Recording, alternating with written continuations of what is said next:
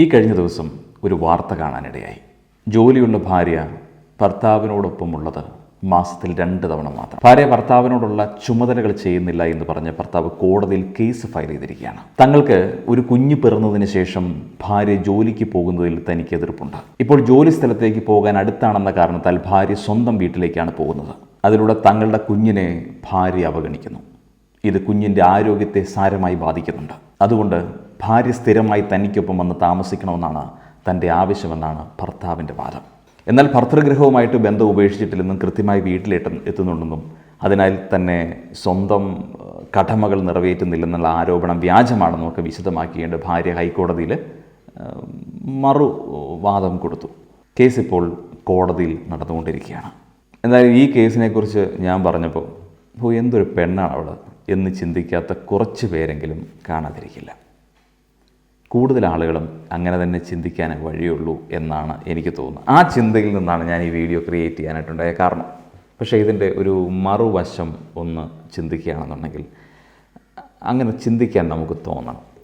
വിവാഹം കഴിഞ്ഞു എന്നതിൻ്റെ പേരിൽ അല്ലെങ്കിൽ ഒരു കുഞ്ഞുണ്ടായി എന്നതിൻ്റെ പേരിൽ എന്തിനാണ് ഒരു സ്ത്രീ അവരുടെ എല്ലാ ആഗ്രഹങ്ങളും പ്രയത്നങ്ങളും ഉപേക്ഷിക്കേണ്ടത്? അവൾ കഷ്ടപ്പെട്ട് നേടിയ ജോലിക്ക് പോകാൻ സൗകര്യം അവളുടെ വീടിൻ്റെ അടുത്താണെങ്കിൽ അവൾ അവിടെ നിന്ന് പോകുന്നതിൽ എന്താണ് തെറ്റിയിരിക്കുന്നത്? പിന്നെ കുഞ്ഞിൻ്റെ കാര്യം, ഭാര്യ നോക്കിയാൽ മാത്രമേ കുഞ്ഞിൻ്റെ കാര്യങ്ങൾ നടക്കൂ എന്ന് പറയുന്നത് ഇവിടുത്തെ ന്യായമാണ്. ഇതിൽ അമ്മ നോക്കേണ്ടതായ കുറച്ച് കാര്യങ്ങളുണ്ട്.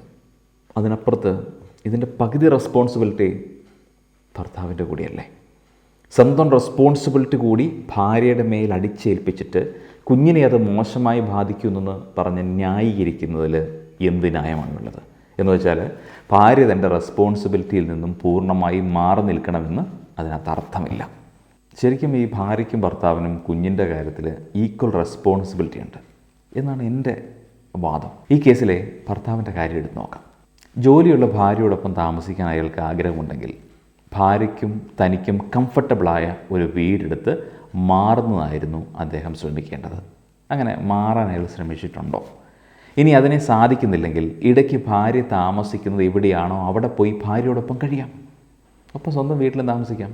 അതല്ലാതെ ഭാര്യയുടെ ജോലി കളഞ്ഞ് അവൾ എൻ്റെ സൗകര്യത്തിനനുസരിച്ചിട്ട് എൻ്റെ വീട്ടിൽ വന്ന് താമസിക്കണമെന്ന് പറയുന്നതിൽ എന്ത് ന്യായമാണുള്ളത്? ഭർത്താവ് ഭാര്യ വീട്ടിൽ ഇടയ്ക്ക് പോയി താമസിക്കണമെന്ന് പറഞ്ഞാൽ ചില ആൾക്കാരുടെ നെറ്റി അങ്ങ് ചൊളിയും. അയ്യേ, ഭാര്യ വീട്ടിൽ പോയി താമസിക്കാനോ എന്ന് ചിന്തിക്കുന്ന കുറേ അധികം ആളുകളുണ്ടാവും. ഒരു കാര്യം ശ്രദ്ധിച്ചിട്ടുണ്ടോ? എല്ലാ ഭർത്താക്കന്മാർക്കും അവരുടെ ഭാര്യ തൻ്റെ അച്ഛനമ്മമാരെ സ്വന്തം അച്ഛനമ്മമാരെ പോലെ സ്നേഹിക്കുകയും പരിചരിക്കുകയും ഒക്കെ വേണം. അത് തികച്ചും നല്ല കാര്യമാണ്. പക്ഷേ ഈ പറയുന്ന ഭർത്താക്കന്മാർ എത്ര പേര് ഭാര്യയുടെ അച്ഛനെയും അമ്മയും സ്വന്തം മാതാപിതാക്കളെ പോലെ സ്നേഹിക്കുന്നുണ്ട് അല്ലെങ്കിൽ കരുതുന്നുണ്ട്? ദിവസവും അല്ലെങ്കിൽ ഇടയ്ക്കെങ്കിലുമൊക്കെ ഭാര്യയുടെ അച്ഛനെയും അമ്മയും ഫോണിൽ വിളിച്ച് അവരുടെ കാര്യങ്ങൾ അന്വേഷിക്കുന്നുണ്ട്. എത്ര പേര് ഭാര്യ വീടെന്ന് കരുതാതെ ആ വീട് സ്വന്തം വീടായിട്ട് കാണുന്നുണ്ട്? മരുമോൻ എന്ന ചിന്തയല്ലാതെ ഒരു മകനായിട്ട് ആ വീട്ടിലേക്ക് കയറി ചെല്ലുന്ന എത്ര പേരുണ്ട്?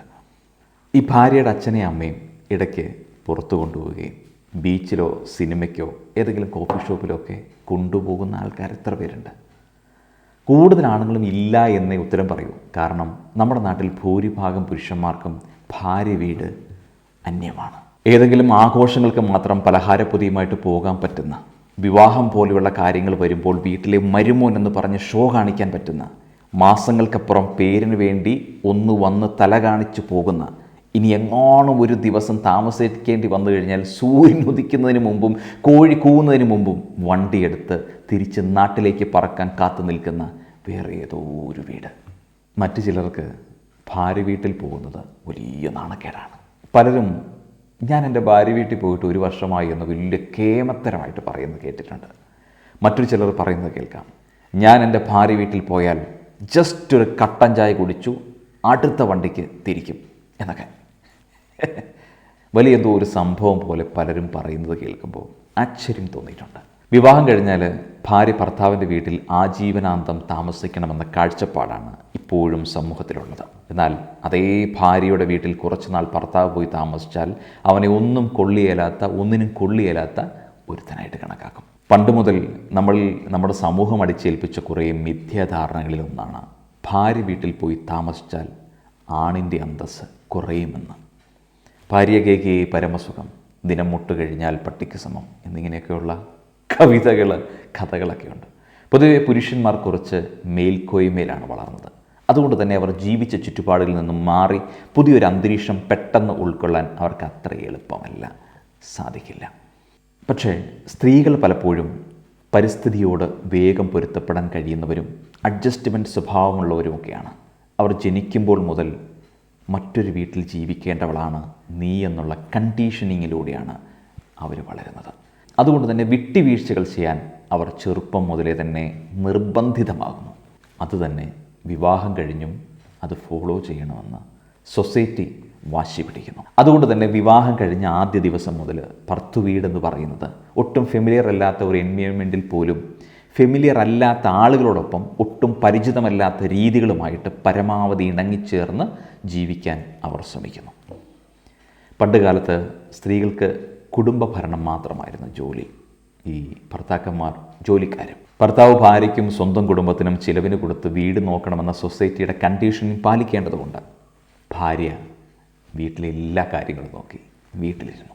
എന്നാൽ മാറിയ കാലഘട്ടത്തിൽ സ്ത്രീകൾ സമ്പാദിക്കാനും കുടുംബം നോക്കാനും തുടങ്ങിയപ്പോഴും ഈ ചുമതലകളെല്ലാം സ്ത്രീയുടെ മേലെ തന്നെയാണ് അടിച്ചേൽപ്പിക്കുന്നത്. അതായത് വീടിന് പുറത്തും അകത്തും അവൾ ജോലിക്കാരി തന്നെ.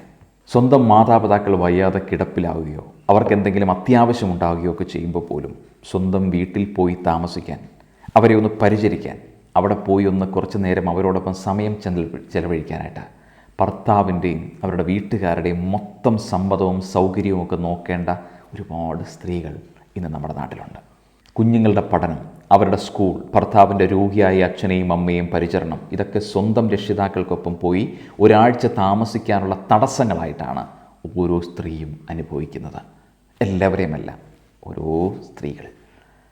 എന്ന് വെച്ചാൽ വിവാഹം, കുടുംബസങ്കല്പങ്ങൾ, മാതാപിതാക്കളുടെ സംരക്ഷണം, ഇതൊക്കെ വളരെയധികം സ്ത്രീവിരുദ്ധമായിട്ടാണ് നമ്മുടെ സമൂഹം ചമച്ചു വച്ചിരിക്കുന്നത്. താൻ താമസിക്കുന്ന വീട്ടിൽ അവരെ കൊണ്ടുവന്ന് താമസിപ്പിക്കാൻ പറ്റില്ല. അങ്ങനെ ഒരു അവസ്ഥയെക്കുറിച്ചിട്ട് ആലോചിച്ച് നോക്കൂ. ഒരു മകൾ എന്ന നിലയിൽ അവർ എത്രമാത്രം വേദനിക്കുന്നു എന്ന് അപ്പോൾ മനസ്സിലാവും. സൊസൈറ്റിയുടെ കണ്ടീഷനിങ്ങിനനുസരിച്ചാൽ അവൾക്ക് അവളായി ജീവിക്കാൻ പറ്റില്ല. ഇനി അതനുസരിച്ചില്ലെങ്കിലോ അവൾ നല്ല ഭാര്യയല്ല, നല്ല അമ്മയല്ല, എന്തിന് അവർ നല്ലൊരു പെണ്ണ് പോലുമല്ല. അതായത് പെണ്ണുങ്ങൾ എല്ലാ വിട്ടുവീഴ്ചകൾക്കും തയ്യാറാവണം, ആണിനതൊന്നും ബാധകമല്ലേ എന്ന്. അഡാപ്റ്റിംഗ് മെൻറ്റാലിറ്റിയുള്ള സ്ത്രീകളുടെ പെർസ്പെക്റ്റീവിൽ നിന്ന് ചിന്തിക്കാൻ കഴിയുന്ന പുരുഷന്മാരും നമുക്കിന്ന് ചുറ്റുമുണ്ട്. അവർ തൻ്റെ ഭാര്യ വീട്ടുകാരെ സ്വന്തം കുടുംബം പോലെ നോക്കുന്നുണ്ട്. ഇന്ന് വലിയ രീതിയിൽ അങ്ങനെയുള്ള പുരുഷന്മാരെ കാണാൻ സാധിക്കും. കാരണം അത് പഴയ കാലമല്ല. ആളുകളുടെ ചിന്താഗതിയിൽ ഇപ്പോൾ ഒരുപാട് മാറ്റം വന്നിട്ടുണ്ട്. പുരുഷനിലും സ്ത്രീയിലും ആ മാറ്റങ്ങൾ വ്യക്തവുമാണ്. പണ്ടത്തെ പോലെ ഭാര്യ വീടെന്നോ ഭർത്തൃ വീടെന്നോ ചിന്തിക്കാത്തവരും രണ്ട് കൂട്ടരെയും ഒരുപോലെ കാണുന്നവരുമൊക്കെ ധാരാളമുണ്ട്. പക്ഷേ അങ്ങനെയുള്ളവരെ കാണുമ്പോൾ മറ്റു ചിലർക്കാണ് ബുദ്ധിമുട്ട്. അവൻ അച്ഛ വീട്ടിൽ പോയി കിടക്കുന്നു, അവനൊരു പെങ്കോന്തനാണ്, നാണമുണ്ടോ പെണ്ണും പിള്ളയുടെ കൂടെ അവരുടെ വീട്ടിൽ പോയി കിടക്കാൻ? കുറ്റപ്പെടുത്തലുകളും കളിയാക്കലും ഇങ്ങനെ ശകാര വർഷങ്ങളുമൊക്കെ കൂട്ടുകാരിറക്കും. അത് പേടിച്ച് മാത്രം ഭാര്യ വീട്ടിൽ പോകാൻ മടിയുള്ളവരുണ്ട്. ഇതിനൊക്കെ ഒരു മാറ്റം വരണമെങ്കിൽ ഓരോരുത്തരും ഈ മാറ്റത്തിന് തയ്യാറാവണം. ഭാര്യയെ അനുസരിക്കുന്നതും ഭാര്യയെ സഹായിക്കുന്നതും ഭാര്യ വീട്ടിൽ പോകുന്നതും കുറച്ചിലല്ല, മറിച്ച് റെസ്പോൺസിബിലിറ്റിയാണ് എന്ന തിരിച്ചറിവിൽ നിന്നാണ് ആ മാറ്റങ്ങളുടെ തുടക്കം ഉണ്ടാവേണ്ടത്. Think positive. Have a great day. By.